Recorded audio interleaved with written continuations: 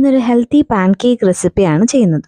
1/4 cup ഗോതമ്പ് പൊടി, 2 tablespoon റാഗിപ്പൊടി, 1/2 tablespoon cocoa powder, 2 tablespoon jaggery powder. പഞ്ചസാര ആയാലും കുഴപ്പമില്ല. ഒരു 1/4 ടീസ്പൂൺ ബേക്കിംഗ് പൗഡർ, 2 നുള്ള് ബേക്കിംഗ് സോഡ. ബേക്കിംഗ് സോഡ ഓപ്ഷണലാണ്. പിന്നെ ഒരു നുള്ളു ഉപ്പും കൂടെ ചേർത്ത് നന്നായിട്ടൊന്ന് മിക്സ് ചെയ്യുക. ഇതാണ് നമ്മുടെ ഡ്രൈ ഇൻഗ്രീഡിയൻസ്. ഇനി അതിലേക്ക് ഒരു 1/2 ടേബിൾ സ്പൂൺ സൺഫ്ലവർ ഓയിലും 1/4 കപ്പ് പാലും കൂടെ ഒഴിച്ച് നന്നായിട്ടൊന്ന് മിക്സ് ചെയ്യുക. പാല് കുറേശ്ശെ ഒഴിച്ച് കട്ടകളൊന്നും ഇല്ലാതെ നന്നായിട്ട് മിക്സ് ചെയ്തെടുക്കണം. ആവശ്യമുണ്ടെങ്കിൽ വീണ്ടും കുറച്ച് പാലും കൂടെ ചേർക്കാം. എനിക്കൊരു 1 ടേബിൾ സ്പൂൺ പാലും കൂടെ ആവശ്യം വന്നു. Last few drops of vanilla എസൻസും കൂടെ ഒഴിച്ച് നന്നായിട്ടൊന്ന് മിക്സ് ചെയ്തെടുക്കുക. അത്യാവശ്യം തിക്ക് കൺസിസ്റ്റൻസിയിലുള്ള ഒരു ബാറ്ററാണ് നമുക്ക് വേണ്ടത്.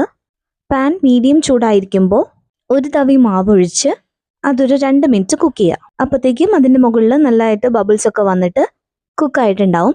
തിരിച്ചിട്ട് 1 മിനിറ്റും കൂടെ കുക്ക് ചെയ്ത് കഴിഞ്ഞാൽ നമ്മുടെ അടിപൊളി ചോക്ലേറ്റ് പാൻ കേക്ക് റെഡിയാണ്. സിമ്പിൾ ഇൻഗ്രീഡിയൻസും ഹെൽത്തി ആയിട്ട് ഇതുപോലെ പാൻ കേക്ക്സ് റെഡിയാക്കി എടുക്കാം.